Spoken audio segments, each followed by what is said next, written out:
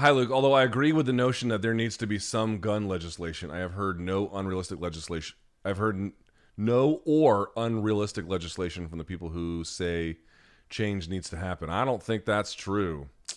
I find this debate very similar to the Democrats saying they'll stop open borders and have border security, but no policies have been put in place to reduce the numbers of illegal migration. Well, I would, first of all, legal immigration has fallen off a fucking cliff.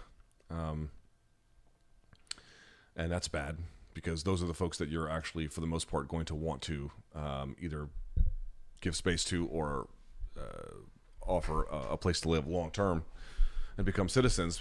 These are like, not in every case, but these are much more, people who are coming here on visas are going to be much more likely to be contributors to society than not. But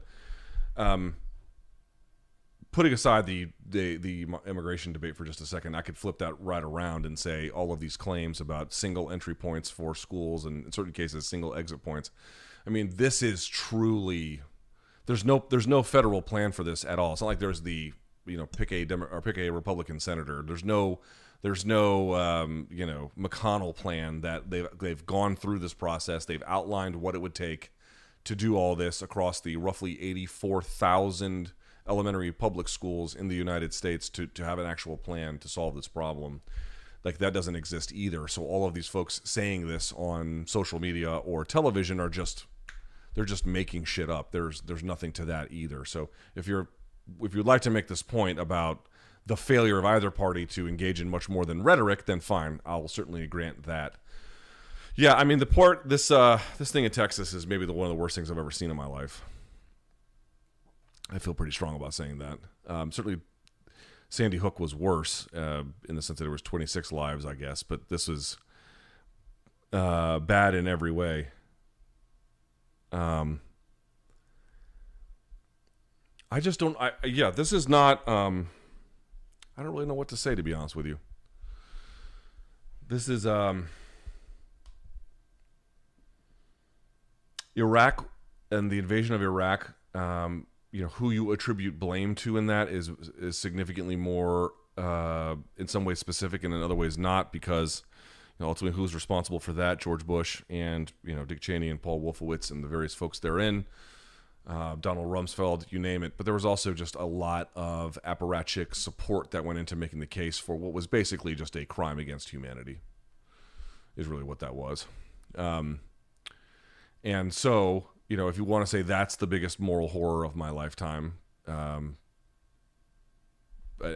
most egregious moral failure, maybe you could say that. But I mean domestically, what we've done to each other. If I can think of what would be the most egregious moral failure America has had in my lifetime, letting 18 or 19 children in this particular one instance, or just sort of generally saying that this is the price of some imagined state of glorious freedom. This is the tax we have to pay, where children will basically, as a function of routine in this country, be butchered in their own schools. This is a sick view, and it's a view of total madness.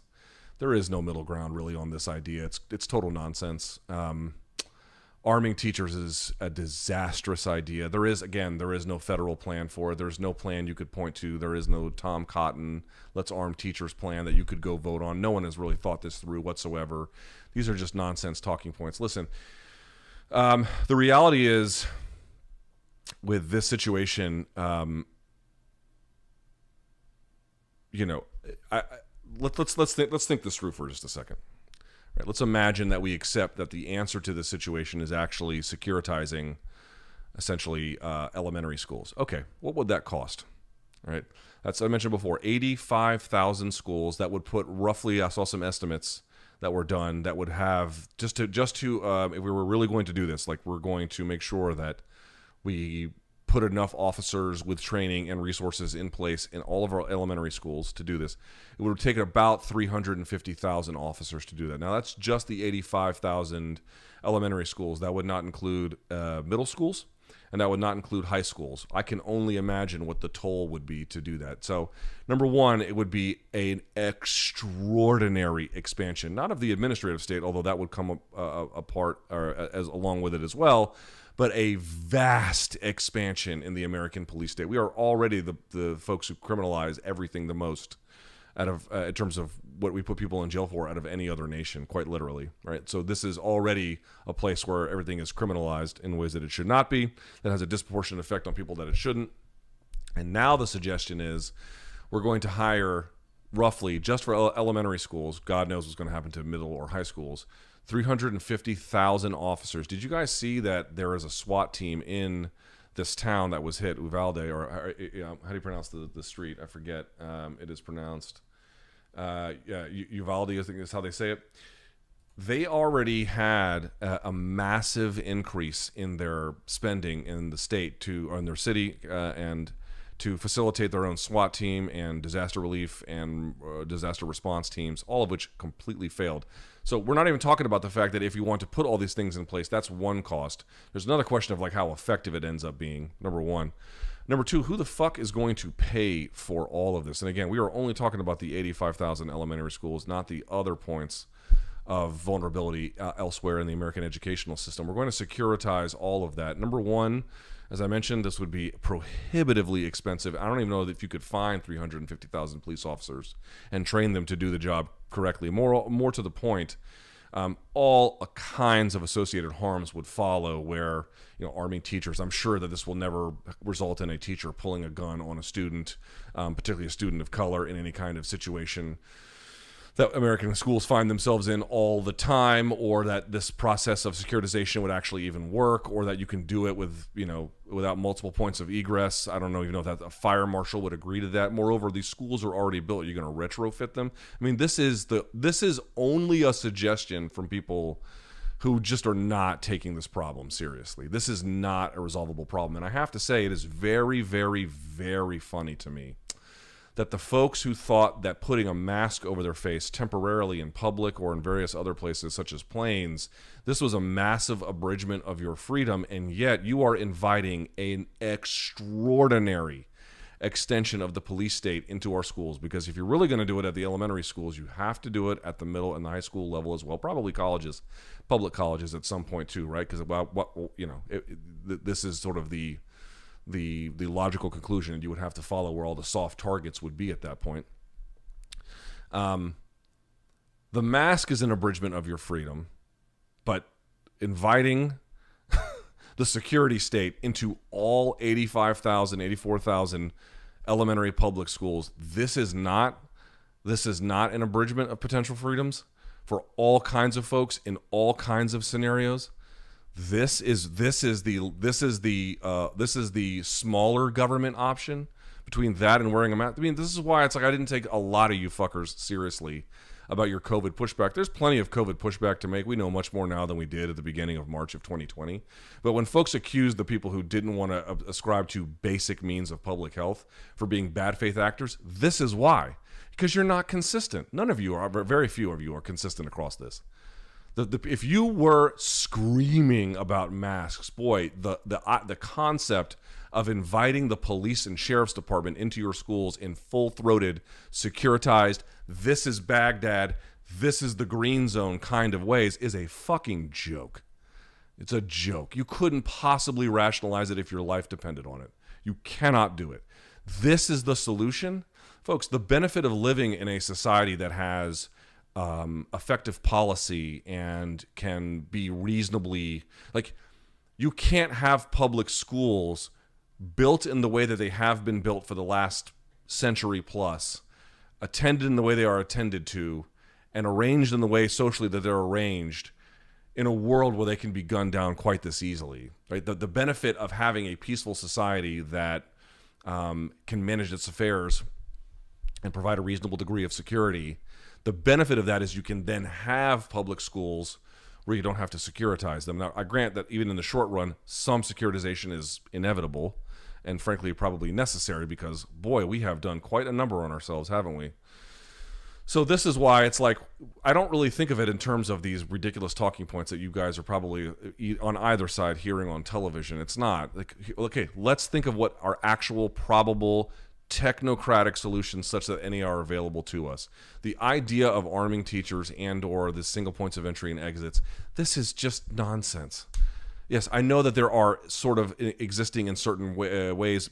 For example, I even went to a high school that had a single point of entrance, But even then, not in some kind of securitized way. It was just a way to funnel everyone in for like head count cases or whatever the case may be. Just to sort of make sure that there was some observation of the student body, not to deflect from fucking Saving Private Ryan gunfire. I mean, this is folks, and just think about this logically for just a second. Even if you were to be able to securitize all 85,000 elementary schools and the tens of thousands of middle schools and the tens of thousands of American high schools, are we under assumption that this saves anything? I went to the zoo today. I told you guys this morning. There were hundreds of kids in school uniforms, all there on field trips. You cannot securitize in a peaceful democratic place. I suppose if you want to have everything be like the green zone in Baghdad, you can have a different conversation. But if you want to live in a peaceful society, you have to take a certain amount of policy measures that lead to those outcomes, or at least put you on a much better footing to get there. You cannot claim that you live in a place of freedom and then decide what the answer is to securitize every aspect of your life. What about outdoor cafes? What about grocery stores?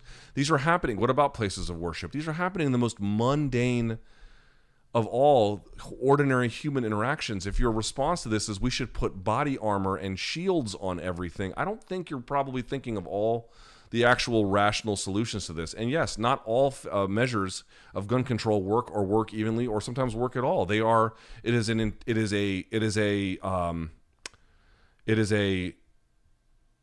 vast array of choices that we can make. It is a vast array of different policy implementations that will work unevenly.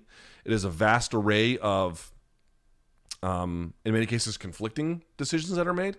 And some of them will undercut the other ones, especially in a federal society that we live, where California can have different states, or different laws, than Alabama can have different rules, than New York can have different rules. I mean, all of these things are going to play a role, right? What did they find in Chicago when they began to confiscate weapons?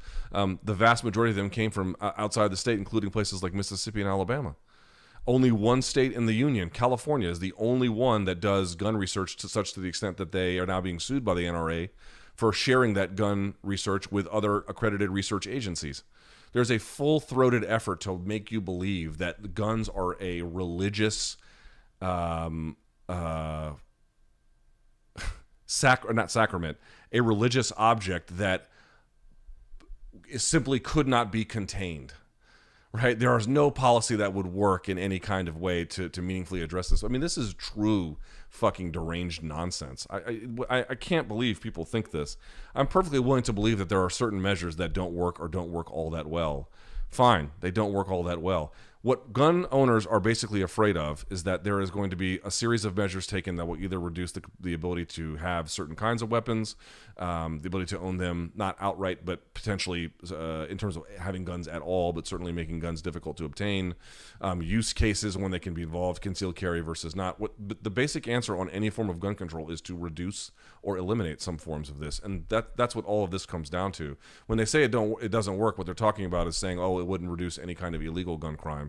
It would only reduce legal gun ownership or legal gun use. Folks, I got to tell you, having a gun in the home is a risk factor for a greater series of incidents or injuries throughout the course of however long that gun is in the house. That's a direct correlation. It's like driving a motorcycle. Same kind of thing. If you drive a motorcycle, you may have a situation where it never really bothers you, but the risk factors associated with motorcycle use, particularly for men under the age of 25, is extremely high. That's why your insurance premiums go up when you buy one. Right? So these are all risk factors. First of all, I don't buy at all that it would only affect illegal versus legal, but the reality is, among your technocratic solutions, arming and shielding and securitizing every element of what is supposed to be the benefit of a free society, to me, has it thinking backwards a little bit. And so if you want to make the case that there were certain policy interventions in various states that were ineffective or didn't work or actually damaged people who were intelligent use cases for guns, yes, fine, I'm perfectly willing to believe that. And there's another comment about it I'll have in just a second, but this idea that like guns are this magical thing that we have no real capacity to meaningfully control either in use cases, possession, or sales is just nonsense. Like it is matter-of-factly not true at all. There's all kinds of now we do have a different kind of set of problems in that there is a gun for every man, woman, and child in this country, and then some. So we are awash in them. It would take long-term policy intervention, which is why, I would, if you're a gun owner, especially if you're an intelligent use case gun owner, I would say you probably have very little to worry about in terms of any kind of change into the laws, because this is a country where the sclerotic institutions no longer have any. I mean, remember when Elon Musk was like, the laws reflect the the will of the people. It's like, dude, are you a fucking? Did you take freshman poli-sci and then drop out? Like, this is naive to the point of absurd to even think such a thing. Anyway, so we have different problems in terms of how you address the situation, because in these other places that didn't go down this wretched, completely backwards path, they don't have to worry about the kinds of massive gun ubiquity that we do in this country. That's simply the reality. Now, there is a couple of things that you should think about here that are different than the standard gun debate that I grew up with in the 1990s. Namely, number one, gun ownership has gone up dramatically since Obama took office. I mean, I can only imagine what the correlation is there. Why would America go? It was already going up, but it went super spiked after Obama got elected. Boy, what could be the impetus there? I wonder. More to the point, gun ownership has gone up in particular among women, and has gone up a lot among African American, particularly African American men. But when I say gun ownership, I mean, let's be very clear about this: for the women, for the men, whoever, legal, in many cases, gun trained, gun safety courses, that kind of a thing. Who is her name? Jennifer Carlson has done a lot of work on this, where she went and she did all the gun safety training and talked and did a bunch of research on this, and found that, like, basically why was it going up among these populations? It was typically the province of men, more so white men than others, but now it's becoming much more diverse across gun ownership ranges and or age ranges and gender types, and the answer was that it was essentially an increasing American sense of the failure of the state to protect them. Basically, that whether it was teetering market conditions and that bringing crime to a neighborhood, whether it was the police don't show up on time, whether it was, you name it, it was this pervasive sense among these populations that had typically resisted gun ownership, leaning into it because they felt like that was the measure of last resort. You're not going to get any kind of meaningful change until those kinds of concerns are assuaged. So, there was a thing I read from a two-star general talking about the health of the Russian military, and he made a point that was pretty insightful. He was like, listen, if you have a country that is run, like as a kleptocracy, their military could be good, but it's always going to be limited, because you can't create this and have this existing apparatus of government function, in the case of the military, separate and siloed off from the way in which the government runs more generally, especially if kleptocracy or cronyism or whatever is featured into how the government is run. It's going to affect every part of how the government operates, and that was actually bleeding into the Russian military. That was one of the ways in which they explained, like, the health of the political sort of environment, the political economy of a country. It carries over into everything else. This is true here in America too. Like, I have seen a lot of intelligent use cases with veterans that I know. I have seen it. I know it can be done. I know that actual gun owners who lock it away safely, who have taken safety courses, who know how to use it, who have never pull it out when there's anything other than the most absurd need for it, right? Like, I know these people. I've seen it. Like, I believe in that thing existing, and I think actually laws passing quite to the contrary wouldn't really affect them all that much. But yeah, like, the reality about gun ownership is that it will have to reduce some measure of possession, some measure of use cases, and some measure of sales. That is simply how it has to be. That is how you regulate something. That's what tariffs in one measure or another, in terms of the larger expansive things, do. Like, all of these things can be, in fact, like, you want me to believe that, like, drugs can be regulated very, very effectively and guns can't? Like, drugs are much easier to get in and out of places, much easier to smuggle, much easier. You can grow a fucking one out of the ground. I guess you have ghost guns now, but drugs are very, very easy relative to weapons to traffic and get through everything. So I know this will piss off a lot of people, but the simple reality is all of the solutions that are proffered by people who are ragingly pro-gun as a way to address these problems, all they essentially do that I can see, especially this case of the elementary schools, they're deeply unrealistic. They are a total abdication of all of the principles that they claimed that they told me they believed in when COVID was around. A total abdication of that. I mean, it couldn't be more contradictory if you tried. So they're not feasible. They're insanely expensive. It's a massive encroachment of the police state. And by the way, you had all of this in this place, and the cops did fuck all. They didn't do a thing except watch those kids get fucking butchered. It doesn't even, like, that doesn't work. That doesn't, for sure, we know that doesn't work. Aside, and these we're gonna, didn't some of you tell me you didn't want to send 40 billion to Ukraine, but you want to spend the billions over years it would take to put 300,000+ cops in 84,000 schools, again, to say nothing of middle and high schools. This is the smarter, leaner policy. This is how we can reinvest in how the fuck can we reinvest in any of our cities if this administrative/police state that we need to grow to securitize something that we just took for granted under a free society condition, how are we going to pay for any of these other I mean, this is total nonsense. So once you recognize that those claims are absurd, that certainly more guns in no way, shape, or form actually reduce the amount of violence that we have in a society. It actually increases them. And by the way, there's all different kinds of gun violence. There's the mass shootings, there's handgun violence, there's domestic violence related to weaponry. In the case of my own family, I am a victim. Well, I'm not a victim of gun crime, but my mother took her own life with a firearm, which is then a complicated story because there was a lot of mental health issues there I could certainly recognize, and I do think people should have the right to end their life, but we can also recognize that people who are risk factors for this, having easy access to firearms, is just going to make suicides a lot higher here by virtue of that as well, right? This is a function of gun, not crime, but gun death, gun injury, that kind of thing. All of this is related to possession, use, and sales. Like, that's some measure of that, whatever you want to pick, some measure of that has to be enforced. And unless you're willing to say, I'm okay with that, and believe me, I can tell you that I'm very much okay with that. Get your hearts and prayers, get your thoughts and prayers ready. You're going to need them.